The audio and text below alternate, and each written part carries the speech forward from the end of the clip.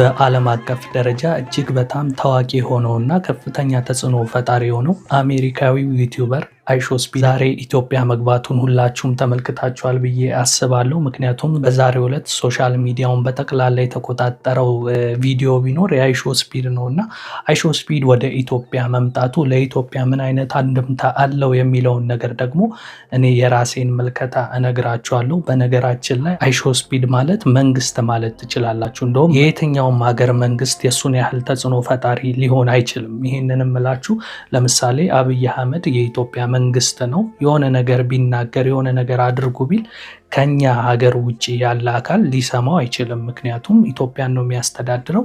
እኛንን ልንሰማው የምንችለው ያም ደግሞ እንደየራሳችን ሁኔታ መንግስትን የሚደግፍ ይኖራል፣ መንግስትን የማይደግፍ ይኖራል። የምናየውና የምንሰማው ነገር ምናልባትም እንደ ግዴታ ሆኖብን ሊሆን ይችላል የምንመለከተው። ስለዚህ ውስንነቱ ከሀገራችን ያለፈ አይሆንም ማለት ነው የአብይ ንግግር። ልክ እንደዛው ሁሉ በተለያዩ ዓለማት ላይ የሚገኙ ታላላቅ መንግስታት እንኳን የሚናገሩት ንግግር ወይም የሚያስተላልፉት መልእክት በራሳቸው ዜጎች የታጠረ ወይም ደግሞ ስለነዛ ሀገራት የሚከታተሉ አካላቶች ብቻ ሊሰሙት የሚችሉት አይነት ስፒች ነው ሊናገሩ የሚችሉት። የዚህ ሰው ቪዲዮ ግን ዓለም አቀፋዊ ይዘት ያለው ነው። በቃ አይሾስፒድን በመላው ዓለም የማያውቀው ሰው የለም። አይሾስፒድ ምን ያህል ተጽዕኖ ፈጣሪ መሆኑን የምታውቁት ቻይና ዓለም ላይ ካሉ ሀያል ሀገራት ከሚባሉት ቀዳሚውን ትይዛለች። ምናልባት ዓለም ላይ ቻይናን የማያውቃት ሀገር አለ ብዬ አላስብም። ነገር ግን ራሱ የቻይና መንግስት አይሾስፒድ ሀገራችን መጥቶ ከሄደ በኋላ በፊት ከነበረን በላይ የበለጠ ሀገራችንን አስተዋውቀውልናል ብሎ የቻይና መንግስት ራሱ ምስካሪነት የሰጠው ግለሰብ ነው እና ምን ልላችሁ ነው፣ ከመንግስት በላይ ትልቅ ተጽዕኖ ፈጣሪ የሆነ የሚገርም ሰው ነው እና ይህንንም አስመልክቶ ይመስለኛል የእኛም መንግስት ለአይሾስፒድ ከባድ የሆነ አቀባበል ነው ያደረገለት። ከቤተ መንግስት ጀምሮ እንግዲህ የተለያዩ ቦታዎችን እንዲጎበኝና የተለያዩ አይነት ፕሬዘንቴሽኖች የሚሰጡት ሰዎችንም ቀጥሮለት ነበር እና ይህ ሁኔታ ታዲያ ለሀገራችን ምን ያህል ትልቅ ለውጥ ሊፈጥር እንደሚችል መገመት ቀላል ነው እና እንደሚታወቀው ኢትዮጵያ በዓለም ላይ የምትታወቅበት በድህነትና በረሃብ ነው ስቲል አንዳንድ ሀገራቶች ላይ እስካሁን ድረስ። እንዲሁም ደግሞ የተለያዩ ዓለማት ላይ ኢትዮጵያ የምትባል ሀገር መኖሯንም የማያውቁ ሰዎች አሉ እና ታዲያ የአይሾስፒድ ኢትዮጵያ መምጣት በዓለም ላይ ኢትዮጵያ የምትባል ሀገር ከማሳወቅም አልፎ እንዲህም አይነት ሀገር አፍሪካ ውስጥ አለ እንዲባል ያደርጋል። ይሄ ደግሞ አይደለም በሌሎች ዘንድ ይቅርና በራሱ ስፒድ እንኳን ኢትዮጵያን የገለጸበትን መንገድ እዚህ ጋር ተመልከቱ። Ethiopia has, I think it's like, bro, it's one of the biggest cities ever, bro. It took me 1 hour just to get to it took me 1 hour and 30 minutes just to get to my hotel. That's how big this city is, bro. And all beautiful, bro. Holy crap, bro. Ethiopia is so beautiful. Holy Yo, y'all see this shit? Y'all see Ethiopia, bro? This is insane. Oh my gosh. Bro. እንደዚህ አይነት ውብ ሀገር ናት እንዴ ነው ያለው። በቃ ማመን ሁሉ አልቻለም ማለት ነው።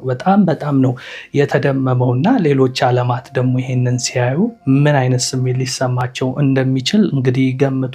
በነገራችን ላይ እኛ ውስጥ እርስ በራስ እንባላለን እንጂ በሀገራችን ጉዳይ ምን ያህል አንድነት እንዳለንም ራሱ ላይቭ ላይ የነበረውን ኮሜንቶች መመልከት ይቻላል። የኢትዮጵያ ባንዲራ በማድረግ ነበረ ላይቭን ያጨናነቁትና ሌሎች ዓለማት ይሄንን ኮሜንት ሲመለከቱ ላይቭን ሲመለከቱ ኢትዮጵያ የምትባለውን ሀገር ለማወቅ የበለጠ ጎግል ላይ በዛሬው ዕለት ኢን ሚሊየንስ ነው ሰርች ስትደረግ የነበረው ኢትዮጵያና ይህ ቪዲዮ ደግሞ በመላው ዓለም ተደራሽ እንደመሆኑ መጠን ለኢትዮጵያ ቱሪዝም የሚያመጣውንም አንድምታ በዚህ አጋጣሚ ማወቅ ይቻላልና በጣም ነው የአይሾስፒድ እንግዲህ በካልቸራችን በሁሉም ነገራችን የተደመመው።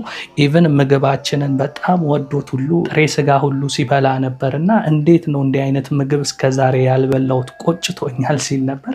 ያው በስተመጨረሻ በልቶ የማያውቀው ነገርና ሆዱ ያለመደው ከመሆኑ የተነሳ ምንም እንኳን ቢጣፍጠው ሆዱን ግን ታሞ ነበር እዚህ ቪዲዮ ላይ እንደምትመለከቱት እና ያው ቶይሌት ምናምን ሲል ነበረ። በቃ እሱ እንደዛም ታሞ እንኳን ላይቭን ማቋረጥ አልፈለገም ነበረ። የእሱ ጋርዶች ግን ትንሽ ተረጋጋ ምናምን ረፍት ያስፈልግሃል ምናምን ብለውት እንግዲህ ሬስትሩምም ሄዶ ከተረጋጋ በኋላ ምሽት ላይም እንደገና አዲስ አበባን ሲያስጎበኝ ነው የነበረው። በአጠቃላይ አዲስ አበባ የነበረውን ውሎ እጅግ በጣም ነው የወደደው።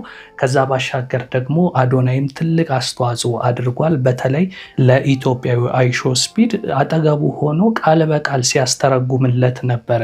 ያው ትንሽ የቋንቋ ችግር ስለነበረበት ኢትዮጵያዊ አይሾስፒድ ሌላኛው አይሾስፒድን የሚመስለው ግለሰብ በደንብ ቋንቋ በማወቁ የተነሳ አይሾስፒድ የእሱን ሀገር በሚጎበኝበት ሰዓት የነበረውን ቅልጥፍና ተመልክቶ ወደዚህ ወደ ኢትዮጵያ በሚመጣበት ሰዓት ይሄኛውን ይዞት ነው የመጣውና እንግዲህ የኛውንም ሀገር ሲመለከተው ወንድሜ የት ነበር የጠፋው ብሎ ሁሉ ሲናገረው ነበረ። ግን የኛ ሀገር አይሾስፒድ ያን ያህል ቋንቋ ችግር ስለነበረበት ሀሳቡን በደንብ መግለጽ አልቻለም።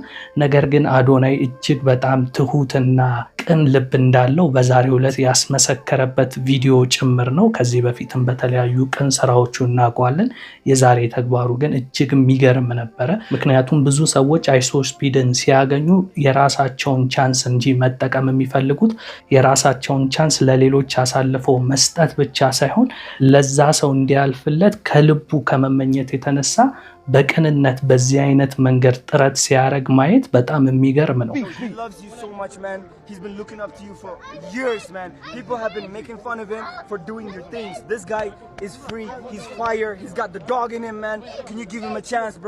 አዶናይ ኢትዮጵያ ውስጥ ካሉ ተጽዕኖ ፈጣሪዎች በአሁኑ ሰዓት ቀዳሚው ነው እና እኔ በጣም ታዋቂ ግለሰብ ነኝ ምናምን ብሎ ስለራሱ ኤክስፕሌን ከማድረግ ይልቅ ይህ ሰው አንተን ለማግኘት በጣም ብዙ ዓመታትን ሲለፋ የነበረ ሰው ነው፣ በጣም ነው የሚወድህ ምናምን እያለ የበለጠ ኤክስፕሌን ሲያደርግለትና አይሾስፒድ የሚናገረውን ነገር ደግሞ ቃል በቃል እየተረጎመ ይሄ ልጅ እንዲረዳውና የበለጠ ልክ እንደዚህኛው እድል እንደሰጠው ሁሉ ኢትዮጵያዊ አይሾስፒድም እድል እንዲሰጠው አዶናይ ያደረገው ጥረት እጅግ በጣም የሚገርምና ምን ያህል ቀና ሰው እንደሆነ ያሳየበት መንገድ ነበረ በዛሬው ዕለት።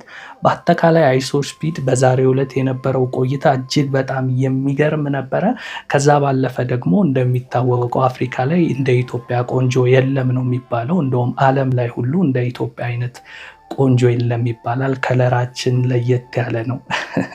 እንዲህ ስል የራሴ ራሱ ቁንጅና እዚህ ላይ የታየኝ እኮ በቃ ለካ ኢትዮጵያዊ መሆን እንዴት እንደሚያኮራ በዛሬው ዕለት ተመልክቻለሁ። ምክንያቱም የተለያዩ አፍሪካ ሀገራትን እንግዲህ ከዚህ ቀደም ሲጎበኝ የተለያዩ ሱፐር ሞዴሎችን ሲመለከት ነበረ። ነገር ግን እንደ ኢትዮጵያዊቷ ሀሴት ግን ቦታ ሰጥቶ ያወራው ሰው የለም። እንደውም ሌሎች ሀገራት ላይ ኬንያም ሆነ ሌሎች አፍሪካ ሀገራት ላይ አይታችሁ ከሆነ ሱፐር ሞዴሎቹን እንኳን እንዳላየ ሁሉ ሲያልፍ ነበረ። ግን ሀሴትን ሲመለከት ግን ሙክክ ነው ያለው። በቃ ልቡ ትርትር ነው ያለው።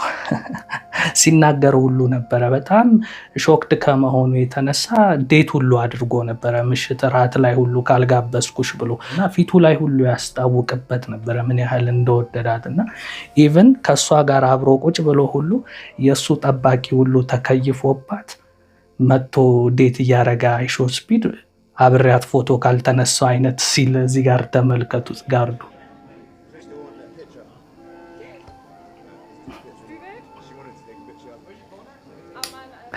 እንደምትመለከቱት ምን አስበ ነው አይነት ብሎ እንግዲህ ተነስቶ ከጋርዱ ጋር ግብ ሊፈጥር ነበረ። እኔ እኮ ካንተ በፊት ነው የወደድኳት አይነት ነው እያለ ያለውና ጋርዶቹ እኮ ሌላ ሀገራት ላይ እኮ አይሾስፒድን ከመጠበቅ ውጪ አይሾስፒድ የሚያረጋቸው ነገሮች ላይ ጣልቃ አይገቡም። ግን ጋርዱ ራሱ አልቻለም ነበር ሀሴትን ሲመለከት እና ምን ያህል ኢትዮጵያውያን ቆንጆ እንደሆነን በዓለም ደረጃ ሁሉ ያሳወቅንበት ጊዜ ነበር ዛሬ። እና በአጠቃላይ አይሾስፒድ ሀገራችንን እጅግ በጣም ነው የወደደው፣ ካልቸራችንን በጣም ነው የወደደው፣ እንዲሁም ኢትዮጵያውያኖችን ጭምር በጣም እንደወደደ ሁሉ ሲናገር ነበር። ምናልባት አይሾስፒድ አካብዶ እንኳን ነው ብለን እንዳናስብ ሌላኛው ከአፍሪካ ሀገር ይዞት የመጣው አይሾስፒድን የሚመስለው ግለሰብ እንኳን ስለ ኢትዮጵያ የተናገረውን ተመልከቱ። Ethiopia is a beautiful city. You know, by the way, absolutely fantastic hospitality. You know that? I would love to shake your hands. It's absolutely amazing here. በጣም የምታምር ከተማ ናት ኢትዮጵያ የሚል ነገር ነው ሲናገር የሰማችሁት እዚህ ጋር እና በአጠቃላይ በጣም ነው የተደመሙትና ለዚህ ደግሞ እንግዲህ ምንም እንኳን በተለያየ መንገድ እርስ በራስ ለራሳችን የምንሰጠው ነገር ዝቅ ያለና የምናየውን ነገር ራሳችን ማመን ባንችልም እንዲህ ግን ሌሎች ሲመሰክሩ ስናይ እኛም ሀገራችን ያለችበትን ለውጥ እንግዲህ ደፈር ብለን ማመስገን ይኖርብናል። ከፖለቲካ ከምናምን ጋር አታያይዙት። በውስጣችን የተለያየ ችግር በፖለቲካም በተለያየ ነገር ቢኖርብንም እኛም አፕሪሼት ማድረግ ይኖርብናል። የገዛ ሀገራችንን ማድነቅ ይኖርብናል እና በዚህ አጋጣሚ ጠቅላይ ሚኒስትር ዶክተር አብይ አህመድ በአጭር ጊዜ አዲስ አበባን የቀየረበት መንገድ አሜዚንግ ነው። አይደለም ለሌሎቹ ኢትዮጵያ ውስጥ ላለን እኔ አሁን አዲስ አበባ ነው የምኖረው እና በየቀኑ የማየው ነገር አንድ ወር ከሆነ አካባቢ ውዬ ወደ ሆነ አካባቢ ሲሄድ ፎቅ የበቀለ ነው የሚመስላችሁ። መንገዱ ምናምን የሚሰራው ሂደት ኮንስትራክሽኑ ቀላል አይነት ፕሮጀክቶች አይደለም የሚሰሩት። በጣም ትልቅ የሆኑ ፕሮጀክቶች በጣም በአጭር ጊዜ በፊት ላይ 10 ዓመት 5 ዓመት የሚፈጁ ፕሮጀክቶች 1 ዓመት ባልሞላ ጊዜ ውስጥ የሚታዩት ለውጦች በጣም አሜዚንግ ነው እና በዚህ አጋጣሚ እንግዲህ ጥሩ ነገር ሲሰራ ማመስገን መልመድ ስላለብን ዶክተር አብይ አህመድ ሀገራችንን እየለወጠበት ያለው በተለይ ከተማችንን እየቀየረበት ያለው መንገድ ይሄው ሌሎችም እንዲመሰክሩ እያደረገ ነው። ባይሆን እንግዲህ ወቀሳም ካለብን የሚመሰገነውን አመስግነን ወቀሳ ደግሞ ያለብንን ነገር ደግሞ ይሄ ነገር ደግሞ ቢሻሻል የሚል አይነት ልምድ ቢኖረን ባህል ቢኖረን መልካም ነው ላለው። ብዙ ጊዜ የማየው ነገር በአይናችን የሚታየውን ለውጥ እንዳላየ ሆነን ክደን ምንም እንዳልተሰራ አድርገን ማማረር ብቻና ወቀሳ ብቻ የምናረግ ሰዎች አለንና ያ ደግሞ ለማናችንም አይጠቅምምና ጥሩ ሲሰራ ጥሩ ማለት ይኖርብናል። እንዲህ ስል መሻሻል የሌለባቸው ነገሮች አሉ ወይም ደግሞ ሊለወጡ የሚገባ ነገሮች የሉም ማለቴ ሳይሆን ልክ እንደ ከተማችን ሁሉ በተለያዩ ክፍለ ሀገራት ላይም እነዚህ አይነት ነገሮች ሊስፋፉ ይገባል። ደግሞም እያየን ነው። በአዳማም በጅማም በጎንደርም በባህር ዳርም የተለያዩ የኮሪደር ልማቶች እያየን ነው። እንዲህ ያሉ ነገሮች በሁሉም ሀገሪቷ ክልል እየተስፋፉ ቢመጡና ከዛ ባሻገር ደግሞ በህዝቡ ዘንድ ያሉ የተለያዩ ጥያቄዎች የኢኮኖሚ የምናምን ነገሮች እየተፈቱ ቢመጡ ኢትዮጵያ ከአፍሪካ ብቻ ሳይሆን ዓለም ላይ አሉ ከሚባሉ ሀገራት ውስጥ እንደምትሆን ወደፊት ምንም ጥርጥር የለኝም። ምክንያቱም በሙሉ ልባችን ሀገራችንን ልንወድና ትለወጣለች የሚል አንድምታ ወይም ተስፋ ሊኖረን ይገባል። ከማማረር ምንም የሚገኝ ነገር ስለሌለ ፈጣሪ ሀገራችንን ከዚህ በላይ የተወደደች ያድርግልን ነው የምንለው። እንግዲህ አይሾስፒድ አሜሪካዊ ዩቲዩበር ነው። አሜሪካንን ያየ ዓለምን ያየ ሰው ነው እና ዓለምን በሙሉ ዞሮ ያየን ሰው ኢትዮጵያን በዚህ መጠን ሲያደንቅ ማየት ማለት ምን ያህል ለውጥ ላይ እንዳለን ማወቅ ይቻላል። ይሄ ምንም የሚካድ ሀቅ አይደለም እና እኛ ግን የሆነ አይነት ችግር አለብን ውስጣችን ላይ ሲሆን የሆነ የምናደበዝዘው ነገር አለ። ያው የውስጣችንን ገበና ለሌሎች እንደማናሳይ አስመስክረናል። ምክንያቱም ላይቭ ላይ የነበረን አንድ አይነት ስሜት ይበል የሚያስብል ነው። እዛ ጋር ያለንን ስሜትም ደግሞ በውስጣችንም አንድ ሆነን ወደፊት ሀገራችንን የበለጠ ከፍ ከፍ የምናደርግበት ዘመን እንዲመጣ እሻለሁ። ኢትዮጵያ የምንሰደድባት ሳይሆን ሌሎች ሀገራት ለጉብኝትም ሆነ ለኑሮ የሚመርጧት አሁን ኢትዮጵያ ውስጥ ሆነን ዱባይ ለጉብኝት ወይም ለስራ አሜሪካ ምናምን ዲቪ ተሞልቶባት በጉጉት የምንሄድባቸው ሀገራት እንደሆኑት ሁሉ ወደፊት ደግሞ የኛ ኢትዮጵያ ሌሎች ሀገራት ለመኖርም ለጉብኝትም የሚመጡባት የሚጓጉባት ኢትዮጵያ እንደምትሆን አልጠራጠርም። ዋናው የኛ አንድነት ነው። ከሁሉ በላይ ደግሞ ሀሳባችንን የሚያሟላው ፈጣሪ ነውና ለሀገራችን ሰላም፣ አንድነት፣ ፍቅር እንዲሰጣት ምኞቴ ነው። ለዕለቱ ግን በዛሬው ዕለት የነበረውን ነገር እኔ በዚህ አይነት መንገድ ተመልክቼዋለሁ። እናንተስ በምን አይነት መንገድ ተመለከታችሁት? ሀሳብ አስተያየታችሁን ከስር ጻፉልኝ። የእናንተ ወይላ ነበርኩ። መልካም ጊዜ። ጨለማ ሲነግስ ጨረቃ